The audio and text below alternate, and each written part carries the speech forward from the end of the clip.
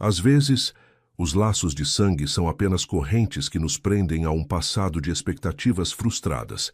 Isadora descobriu isso da maneira mais cruel possível, com uma notificação vibrando na tela do celular na véspera do dia mais importante de sua vida.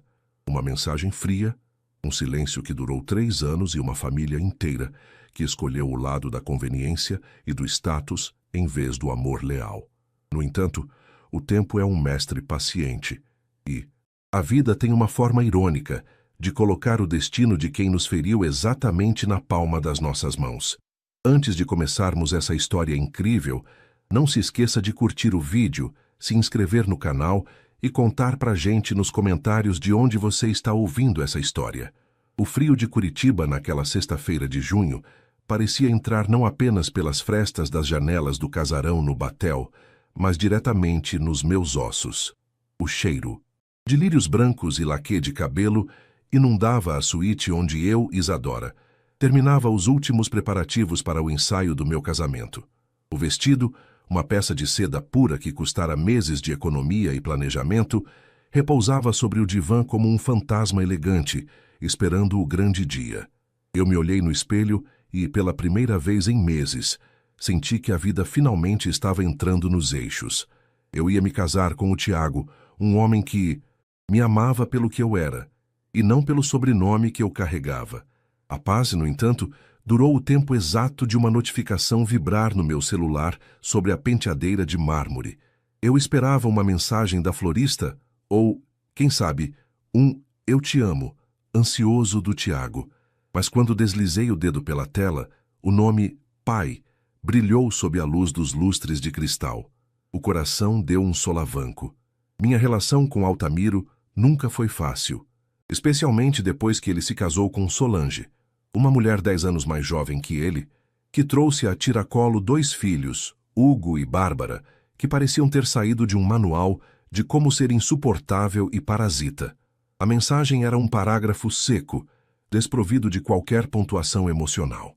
Isadora, tomei minha decisão. Se você insiste em excluir o Hugo e a Bárbara da sua festa, você está excluindo a mim também. Não espere minha presença amanhã. Mais do que isso, não espere nada de mim no futuro. A partir de hoje, você não faz mais parte do meu testamento nem da minha vida. Estou te deserdando oficialmente. Não me procure mais. Passar bem. O ar pareceu sumir do quarto. O som da chuva fina começando a bater contra o vidro da janela parecia o ritmo de um relógio contando os segundos do meu desmoronamento. Eu li e reli aquelas palavras até que elas perdessem o sentido individual e se tornassem apenas uma massa disforme de crueldade. Deserdada?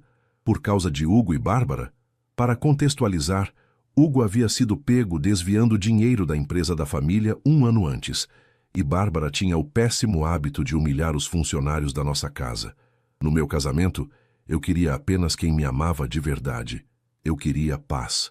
E, por impor esse limite, meu próprio pai estava me deletando da existência. Dele por meio de um aplicativo de mensagens. 24 horas antes do meu sim. Minhas mãos tremiam tanto que o celular quase escorregou. Eu precisava de apoio. Liguei para minha mãe, Heloísa, esperando ouvir que aquilo era um delírio do Altamiro, um acesso de raiva passageiro. Alô, mãe? Você não vai acreditar no que o pai acabou de me mandar. Ele disse que... Eu sei o que ele disse, Isadora. A voz dela veio fria, destituída, daquela doçura materna que eu tanto buscava. Nós conversamos sobre isso hoje cedo na mesa do café. Você está sendo egoísta?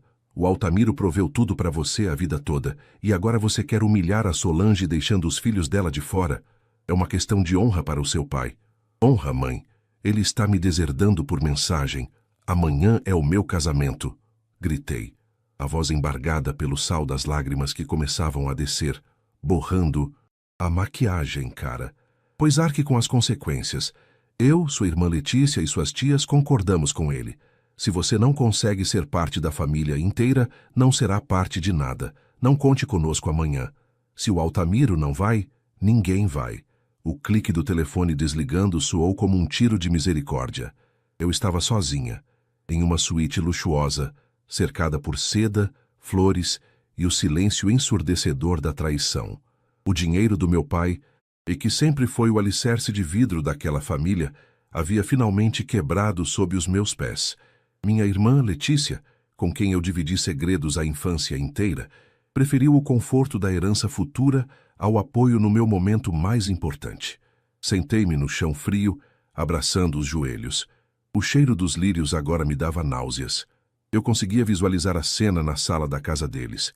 Solange vitoriosa, bebendo um vinho caro, enquanto Hugo e Bárbara sorriam, sabendo que a fatia deles no bolo da herança tinha acabado de aumentar. Eles haviam vencido. Eles haviam conseguido me transformar na vilã da própria história. Tiago entrou no quarto minutos depois. Ele não perguntou o que houve. Ele apenas me viu no chão e me acolheu. Contei tudo entre soluços, esperando que ele sugerisse adiar o casamento ou que mostrasse a mesma revolta que eu sentia. Mas Tiago, com a calma de quem conhece o verdadeiro valor das coisas, apenas limpou meu rosto. Isadora, amanhã nós vamos casar, sem o dinheiro dele, sem o sobrenome dele e sem a hipocrisia deles. Nós vamos começar do zero. E eu te prometo, um dia eles vão entender o tamanho do erro que cometeram. Naquela noite, eu não dormi. Eu mudei o plano de assentos do casamento com uma caneta vermelha, riscando cada nome que compartilhava o meu sangue. Eu não era mais a filha do Altamiro. Eu era apenas Isadora. O ódio que eu sentia estava sendo lentamente substituído por uma frieza calculada. Eu aceitaria o exílio.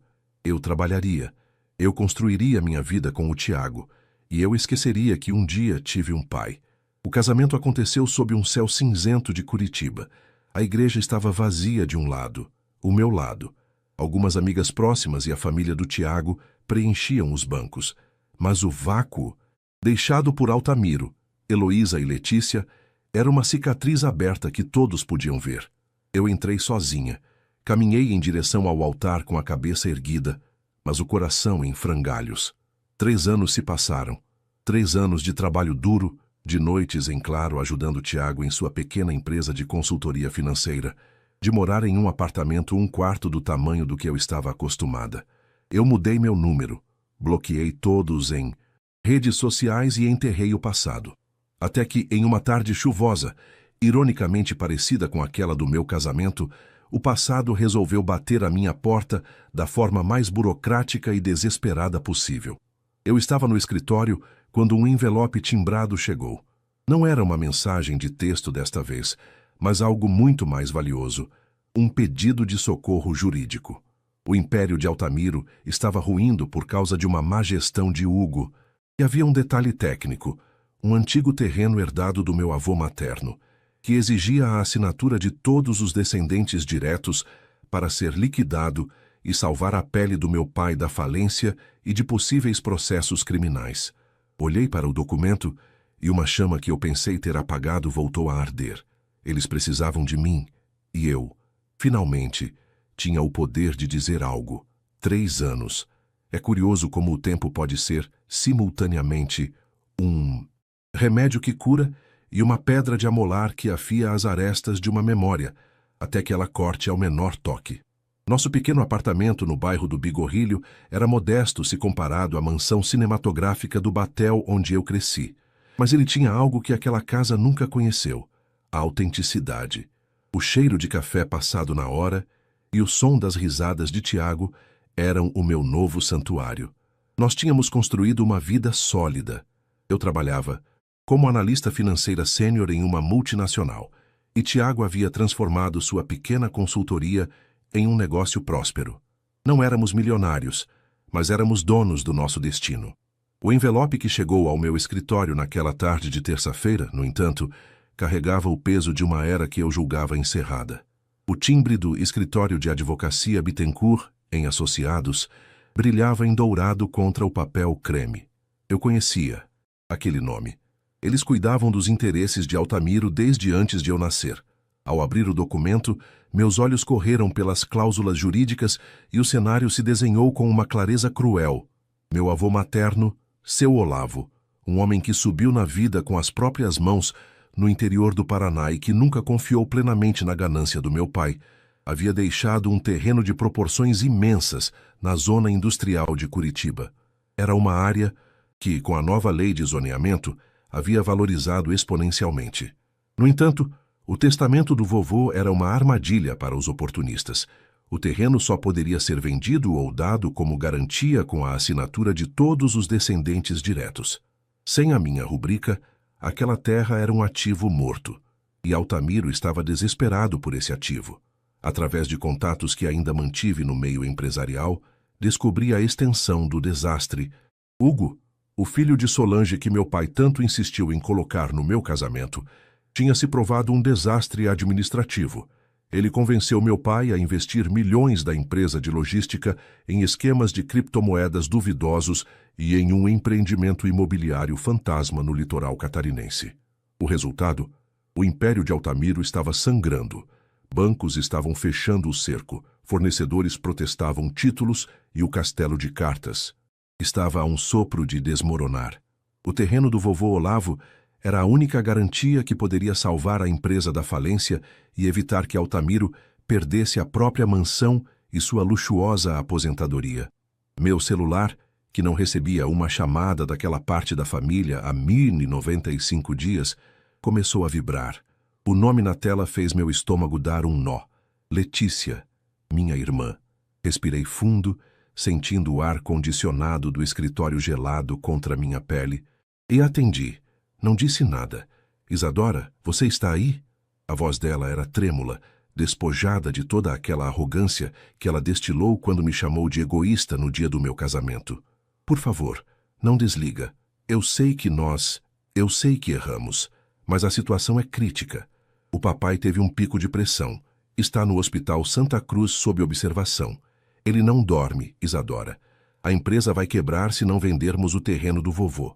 Engraçado você falar em erro agora, Letícia. Respondi, minha voz saindo tão fria quanto uma manhã de inverno curitibana. 3 anos atrás, o erro era meu por querer respeito no meu próprio casamento. Agora, o erro é uma variável conveniente porque vocês precisam de dinheiro. Não é só o dinheiro, é a nossa família. A Solange não para de chorar.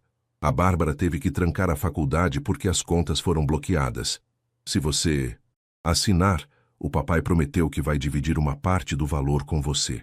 É uma fortuna, Isa. Você pode sair desse seu empreguinho e ter a vida que merece. Eu quase ri. O suborno. Eles ainda achavam que eu tinha um preço. Eles não entendiam que eu já tinha a vida que merecia. Uma vida onde eu não era humilhada por quem deveria me amar. Diga ao Altamiro que eu recebi os documentos. Falei, mantendo a calma. Eu não vou assinar nada. Por telefone ou por correio. Se ele quer a minha assinatura para salvar a pele dele e do Hugo, ele terá que vir até mim. Todos vocês. Como assim? Ele está no hospital. Ele tem alta amanhã, eu sei disso.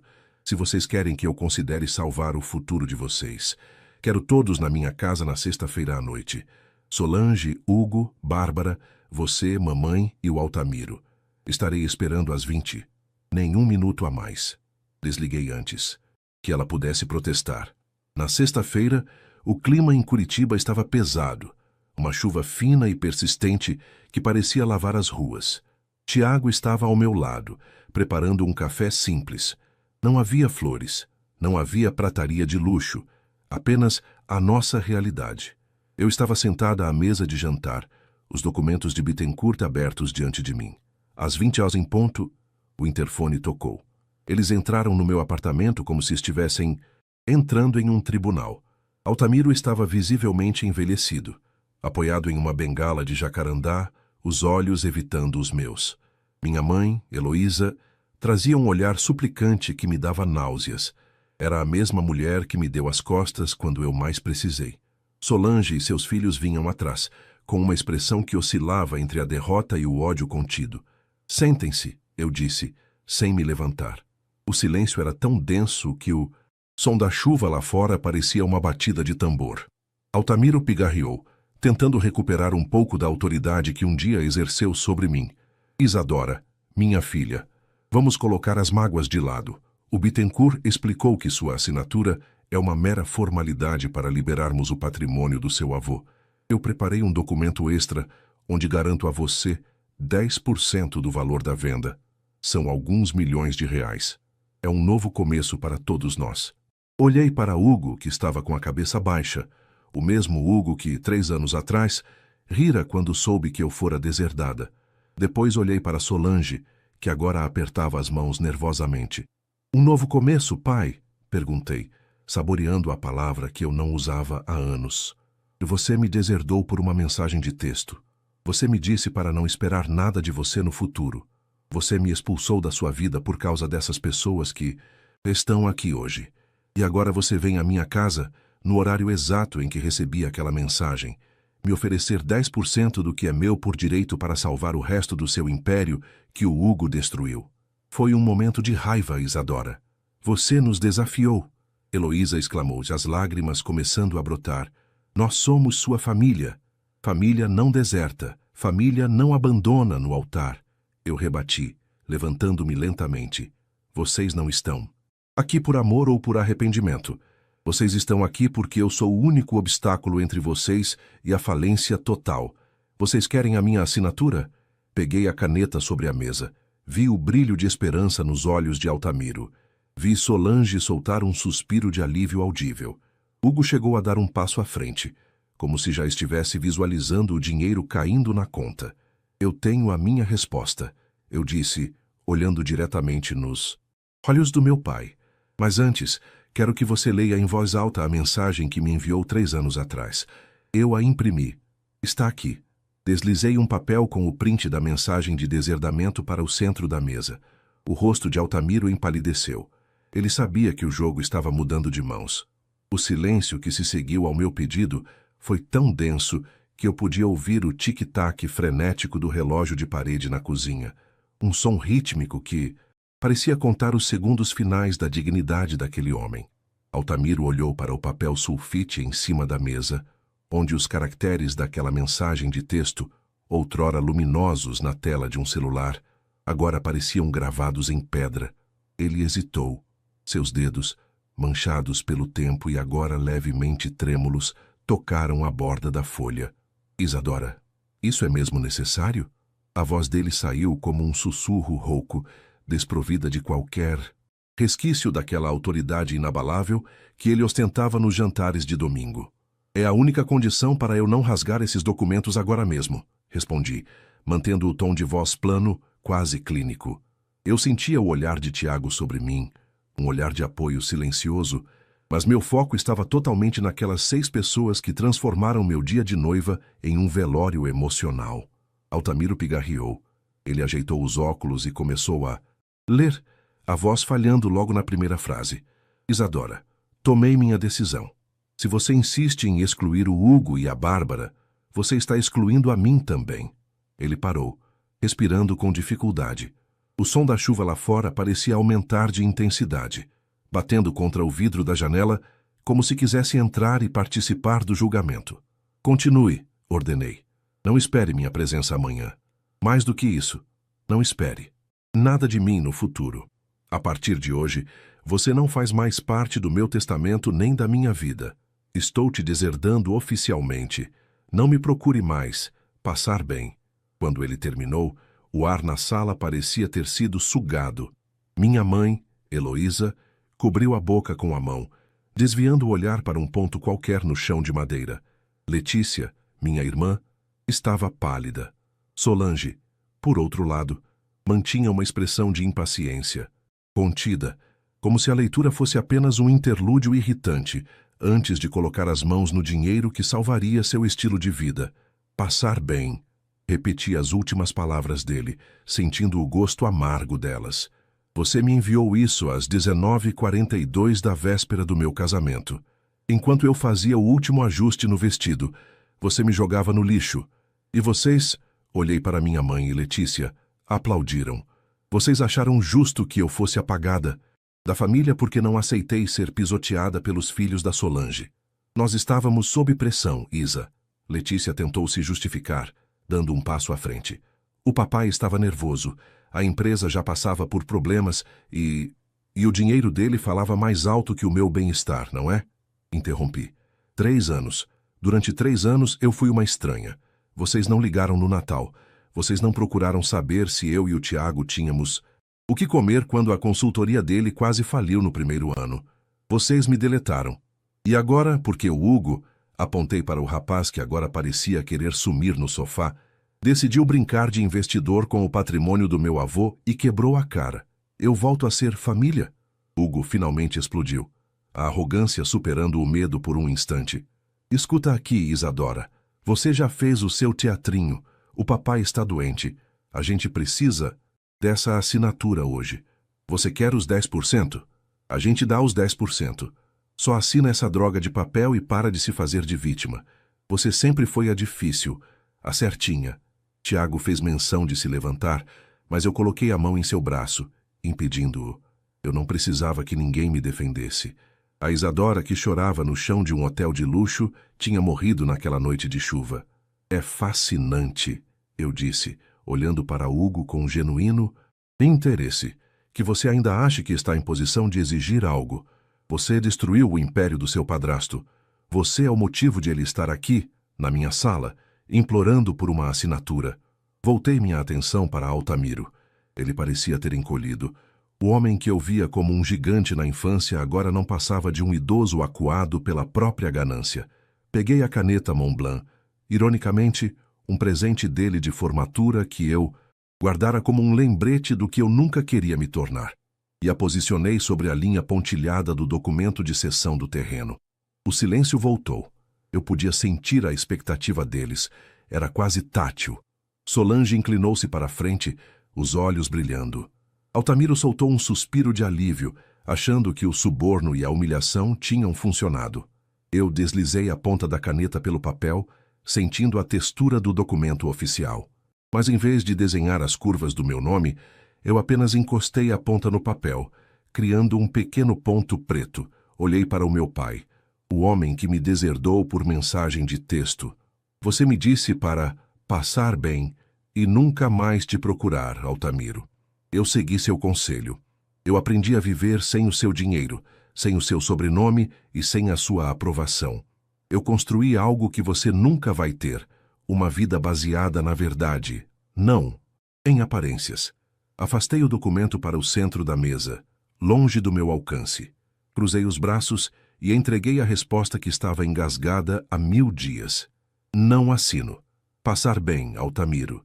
5 palavras. Apenas 5 palavras que soaram como o bater de um martelo de juiz selando uma sentença definitiva. O rosto de Altamiro passou do pálido ao cinza. Ele abriu a boca, mas nenhum som saiu. Solange soltou um grito abafado, levantando-se de um salto. Você não pode fazer isso. É o nosso futuro. Se você não assinar, o banco toma a mansão. O Hugo pode ser processado por má gestão. Você é um monstro. Ela gritava, as mãos agitando-se no ar. O monstro foi quem deserdou a própria filha por uma futilidade. Respondi com uma calma que me surpreendeu. O terreno do meu avô Olavo vai continuar lá, intocado. E já que eu não faço mais parte do testamento, como o meu pai escreveu, não vejo por que eu deveria me envolver nos negócios de uma família a qual eu não pertenço. Isadora, por favor. Minha mãe começou a soluçar, caindo de joelhos ao lado da mesa. Tenha piedade do seu pai. Ele vai perder tudo. A aposentadoria dele, os investimentos, tudo estava atrelado à liquidação dessa dívida com o terreno como garantia. Se você não assinar, ele não tem mais nada. Piedade é um sentimento que requer reciprocidade, mãe. Vocês tiveram piedade de mim quando me deixaram sozinha no altar? Não.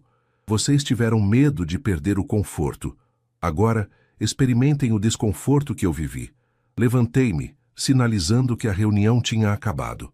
O plano de aposentadoria de Altamiro, a segurança financeira de Solange e a impunidade de Hugo tinham acabado de evaporar diante dos olhos deles.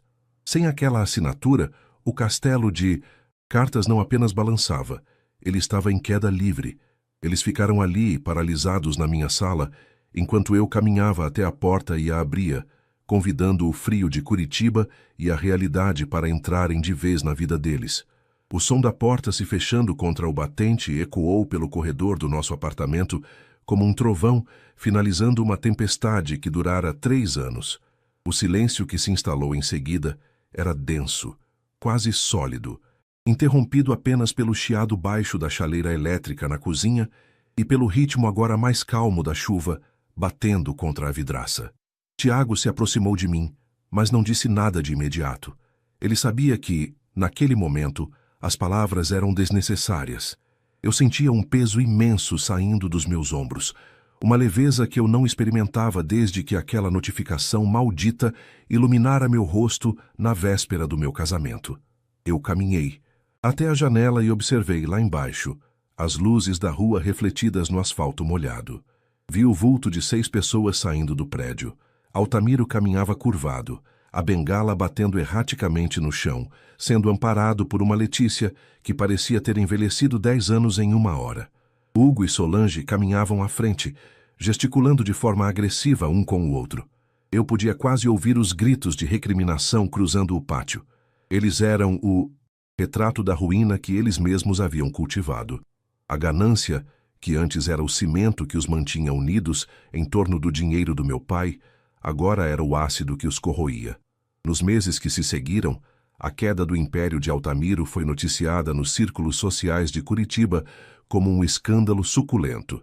Sem a liquidez que a venda do terreno do vovô Olavo proporcionaria, os bancos não tiveram piedade. A empresa de logística, que já estava cambaleante pelas mãos incompetentes de Hugo, entrou em recuperação judicial, mas as dívidas eram profundas demais. A mansão no Batel, com seus lustres de cristal e memórias gélidas, foi a primeira a ir a leilão. Soube, por meio de ex-vizinhos, que Solange teve um surto público quando os oficiais de justiça chegaram para inventariar os móveis de luxo e as obras de arte. Minha mãe, Heloísa, tentou me ligar inúmeras vezes. Em uma das raras ocasiões em que atendi, a voz dela estava desprovida de qualquer vestígio daquela altivez de quem defendia a honra da família. Ela implorou por um teto, disse que o Altamiro estava morando em um apartamento alugado de 2 quartos no Portão, um bairro que, para os padrões deles, era o equivalente ao exílio.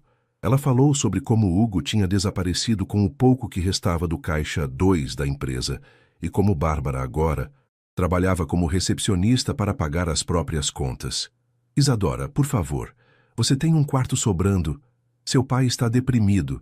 Ele não sai da cama. Ela soluçava do outro lado da linha. Mãe, eu respondi, sentindo uma compaixão distante, mas sem qualquer traço de culpa. O quarto sobrando é para o meu filho que está a caminho. Eu não tenho espaço para quem me deserdou por mensagem. O Altamiro tem a aposentadoria do INSS, algo que ele sempre desprezou, mas que agora é o que vai mantê-lo. Ele colheu o que plantou. Passar bem. Desliguei. Não houve ódio, apenas a constatação de um ciclo que se fechava. Eu estava grávida de 4 meses. Tiago e eu tínhamos decidido que nossa criança cresceria em um ambiente onde o valor de uma pessoa não estivesse atrelado ao saldo bancário ou à conveniência de um sobrenome. Nós reformamos o 2º quarto do nosso apartamento no Bigorrilho com cores claras e cheiro de madeira nova.